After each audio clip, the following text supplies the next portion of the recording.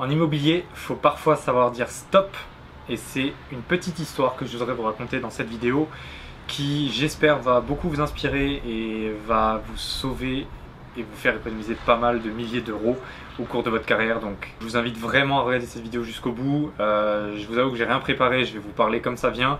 Je vais vous raconter un petit peu une histoire qui m'est arrivée et on est parti. C'est parti.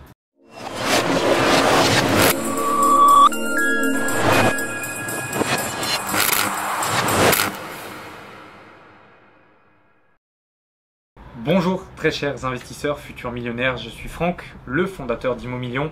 Et donc dans cette vidéo, faites un petit peu sur le coup, j'aimerais vous partager une histoire qui m'est arrivée en fin d'année dernière. C'était une opération qui s'est pas passée comme je le souhaitais et j'en ai tiré beaucoup de leçons moi-même. Mais surtout, j'ai évité la catastrophe, si je peux dire. J'ai évité de perdre pas mal d'argent en fait, et pas mal de temps et d'énergie surtout. Donc j'aimerais vous raconter ça et j'aimerais vous dire pourquoi parfois en immobilier il faut savoir dire stop. Ok? Juste avant ça, voilà, si vous n'êtes pas encore abonné à cette chaîne, ça prend 2 minutes, même pas, ça prend 2 secondes, pardon. Allez juste en dessous de la vidéo, cliquez sur le bouton s'abonner pour faire connaître cette chaîne et pour partager un maximum de vidéos à des personnes qui pourraient être intéressées. Donc, comment ça s'est passé? Donc on est en fin d'année 2019, je crois que ça devait être vers septembre, octobre, un truc comme ça. J'ai un ami associé qui m'appelle, qui me dit écoute Franck, je crois que j'ai repéré une super affaire, il y a de la négociation qui est possible et il y a vraiment du gros potentiel dans une ville plutôt intéressante, en plein centre-ville, cœur historique, vraiment intéressant. Donc possibilité de faire de la, enfin on ne s'est pas encore trop projeté, mais possibilité de faire de la location meublée, de la courte durée, voilà, pas mal de choses intéressantes, beaucoup de rentabilité, patrimoniale également. Ok, parfait, du coup je lui dis écoute, on va visiter, on va voir un petit peu ce que ça donne. Donc pour vous expliquer rapidement, l'immeuble c'était un gros local commercial au rez-de-chaussée de 80 mètres carrés, enfin gros, voilà, 80 mètres carrés, avec une belle vitrine, etc. Et ensuite on avait 1, 2, 3 appartements juste au-dessus, plus encore des combles qui auraient été facilement aménageables en duplex. Donc ça aurait fait 4 appartements, dont un en duplex et un local commercial. À l'arrière de cet immeuble, il y avait une vieille bâtisse qu'il aurait fallu démolir et avec une possibilité, je crois qu'on avait, enfin pendant le projet, on avait fait on avait fait appel à un architecte et tout ça, et puis il nous avait fait un projet pour 7 appartements supplémentaires. Donc on se serait retrouvé avec 7 plus 4, ça fait 11 appartements et un local commercial. Je crois que je vous dis des bêtises, je crois que c'était même 9 appartements à l'arrière. Enfin bref, quand même une belle opération. On était sur un montant assez important, mais ça je vais y revenir juste après. Donc comment ça s'est passé un petit peu? Donc c'est l'agent qui me fait visiter. Je pose un petit peu des questions habituelles et puis là je me rends compte, ok, le bien il est en vente depuis 6 ans. Ça fait 6 ans qu'ils essayent de vendre le bien et qu'ils n'arrivent pas à obtenir le prix. Prix de vente de base, sachant qu'on était sur, j'ai plus le nombre de mètres carrés en tête, mais du coup il y avait 4 appartements, donc il y avait 3 appartements, les combles, le local commercial juste en dessous, donc on devait être sur 400 mètres carrés, un truc comme ça, plus l'arrière. En tout, voilà, sur un terrain en plein centre de la ville, etc. Je crois qu'au début ils voulaient 600 000 euros, un truc comme ça. Au fur et à mesure des années, ils ont vu qu'ils n'arrivaient pas à vendre, donc ils sont baissés. Quand moi j'ai visité, le bien il était en vente à 316 000 euros. Donc déjà, entre les 600 000 et 316 000, le vendeur dans sa tête il a fait du travail et il a pas mal baissé son prix. Ok, comment ça s'est passé? On a fait une offre, on a négocié. Après négociation, on a réussi à se mettre d'accord sur 250 000 euros. Donc une belle négociation de 66 000 euros quand même. 245 000 euros plus 5 000 euros de frais d'agence. Voilà, on avait pas mal gratté les frais d'agence à ce moment-là aussi. Donc on a réussi à se mettre d'accord sur plutôt un bon prix, donc 250 000 euros. Pour au final faire voilà, grosso modo entre 10 et 14 appartements, quoi. Avec la démolition et la reconstruction de l'arrière. Donc au niveau de travaux, on était à peu près 200... Alors on avait justement estimé à peu près 250 000 euros pour l'avant. Donc on se serait retrouvé pour à peu près 400 000 euros, 450 000 euros avec un local commercial et 3 appartements dans l'immeuble à l'avant qui aurait été tip top, nickel, en plein centre-ville, et franchement c'est un prix qui est plutôt intéressant par rapport à où c'était situé. Et en fait ce qui posait problème et ce qui était très embêtant dans le projet, c'était l'arrière. C'était justement cette grosse bâtisse qui était en train de tomber enfin qui était en train de s'écrouler, hein, clairement ça avait déjà été étayé et tout ça. On était en plein centre historique, voilà, il fallait démolir. En même temps, on avait déjà vu avec les ABF, les architectes bâtiments de France, il fallait reconstruire à l'identique, donc c'était assez embêtant. Du moins la façade avant, il fallait la reconstruire à l'identique. Après, à l'intérieur, on faisait ce qu'on voulait. Mais donc voilà, c'était assez embêtant, assez contraignant. On avait réussi à se mettre d'accord sur un prix plutôt très intéressant quand même.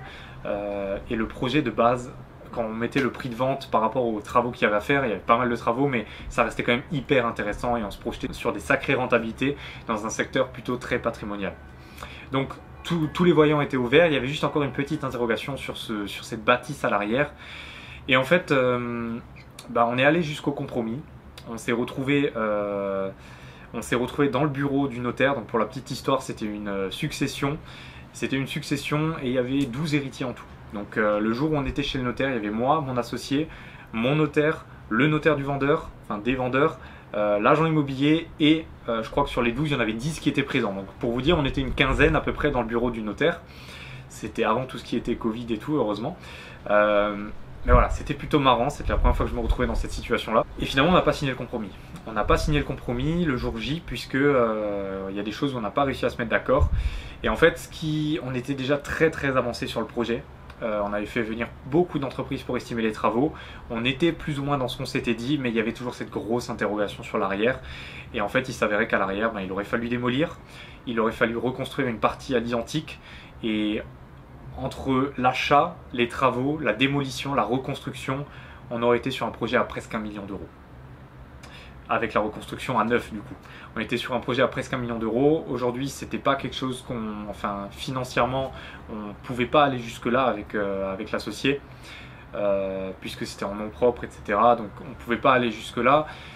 Donc le projet qu'on avait, c'était d'acheter l'avant, démolir l'arrière et par la suite avec un autre prêt ou revendre le terrain à l'arrière, ou alors par la suite avec un autre prêt refaire en fait la construction par la suite avec un autre prêt, financer du coup la construction à l'arrière. Mais voilà, il y avait toujours une interrogation sur l'arrière.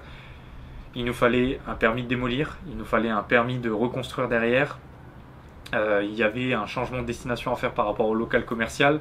Donc pas mal de démarches administratives aussi, ça demandait architecte, ça demandait pas mal de permis. En plus on était en pleine zone architecte bâtiment de France, donc c'était relativement compliqué et on voulait prévoir en fait tous ces délais et toutes ces autorisations dans le compromis. On voulait s'assurer par rapport à ça, mettre des conditions suspensives. Et c'est là en fait que les vendeurs n'ont pas été d'accord. Eux, ils voyaient la chose très simplement. Ils disaient voilà, nous on ne veut pas chercher compliqué. Si entre le compromis et l'acte de vente ça dure plus de 2-3 mois, on ne veut pas vous vendre. Ok. Sauf que pour un permis de démolir ou pour un permis de construire, il y a déjà le temps de faire les plans par l'architecte, il y a le temps de déposer le permis de construire, il y a le temps d'instruction du permis de construire, et ensuite il y a 2 mois de recours à purger pour le permis de construire. C'est-à-dire que pendant 2 mois, il faut qu'il n'y ait pas d'opposition par rapport à ce permis de construire. Donc, juste pour vous dire qu'on était sur des délais relativement longs, je crois qu'au final on arrivait sur quasiment 6 mois de délai entre le compromis et l'acte final, et ça ils ne voulaient pas l'accepter. Donc finalement, engager beaucoup de temps, heureusement presque pas de finances, c'est-à-dire qu'on n'avait rien payé, on avait payé un tout petit peu pour l'architecte, mais c'était presque rien. Mais voilà, engager beaucoup de temps, beaucoup d'énergie sur un projet qu'on pensait intéressant depuis le début et pour finalement quelque chose qui s'avérait extrêmement compliqué. Et finalement, quand on posait les chiffres, même après la reconstruction et tout, on arrivait sur des rentabilités, sur un cash flow en tout cas qui était relativement intéressant, mais la rentabilité en elle-même n'était pas intéressante. Donc je crois qu'on sortait, alors j'ai plus le chiffre exact de cash flow qu'on sortait, et c'était assez dur à estimer aussi par rapport à la construction neuve qu'il y avait à faire, mais le cash flow était intéressant, mais par rapport aux efforts et par rapport à l'investissement financier total qui était à fournir, c'était pas le rendement en fait, temps emmerdement finalement et énergie emmerdement, il n'était pas assez intéressant. Et c'est là en fait où que j'ai appris moi-même, que j'en ai tiré une leçon et que je voudrais repartager cette leçon avec vous.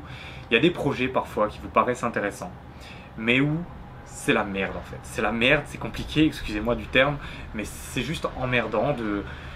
Il y a trop de démarches à faire, les vendeurs sont pas d'accord, eux ils veulent vendre vite, ils pensent que c'est... voilà, ils veulent s'en débarrasser, vous voulez vous assurer derrière, donc il y a des trucs administratifs à faire, c'est juste emmerdant, ça prend du temps, ça prend de l'énergie, et quelle est la récompense au bout en fait? Et ok, ça aurait été rentable, ok, ça aurait généré du cash et ça nous aurait enrichi à terme, mais par rapport au taux d'effort et le temps qu'on aurait dû investir dedans, ben, entre-temps, on a pu repartir sur d'autres projets. Moi-même, je suis actuellement sur un projet d'immeuble encore plus intéressant. Donc voilà, on a pu enchaîner tous les deux de notre côté entre-temps. Et on n'a pas perdu notre temps ou à se prendre la tête, parce que là on serait encore en train de se prendre la tête sur des démarches administratives et tout ça. Donc voilà, la vidéo commence à être un petit peu longue. Tout ça pour dire que parfois en immobilier, il faut savoir dire stop. Et c'est pas parce que vous faites une grosse négociation, je veux dire là on avait quand même fait, si je prends le prix de départ d'il y a 6 ans et le prix où on a négocié 600 000 euros par rapport à 250 000 euros, on a négocié énormément. C'est pas parce qu'il y a une grosse négociation, c'est pas parce que vous avez fait passer beaucoup d'entreprises, que vous êtes engagé sur le projet, que les agents immobiliers, que les vendeurs vous font confiance, qu'il faut aller au bout. Okay, il y a parfois où il faut juste se reposer en question, où au début on n'a pas assez d'éléments et où parfois il faut savoir dire stop et savoir abandonner le projet pour un autre projet plus intéressant et pour pas vous embourber en fait dans un truc trop compliqué. Ok? Donc, je suis pas en train de dire non plus que parfois il faut pas aller dans des choses assez compliquées, parce que souvent c'est là qu'il y a des belles récompenses à la fin, mais faites toujours le ratio en fait temps, énergie et emmerdement. Ok? Voilà, c'était tout ce que je voulais vous partager dans cette vidéo. N'hésitez pas à poser vos questions en commentaire là-dessus, à réagir là-dessus. Dites-moi si vous étiez déjà confronté à ce type de problème. Dites-moi si vous avez déjà eu le cas en tout cas, ou si voilà, vous avez déjà posé ces questions en tout cas. Et puis ben, moi je vous retrouve dans une autre vidéo, c'était un plaisir de vous partager ça. N'hésitez pas à me mettre un petit pouce bleu, n'oubliez pas de vous abonner et je vous dis à la prochaine. Ciao!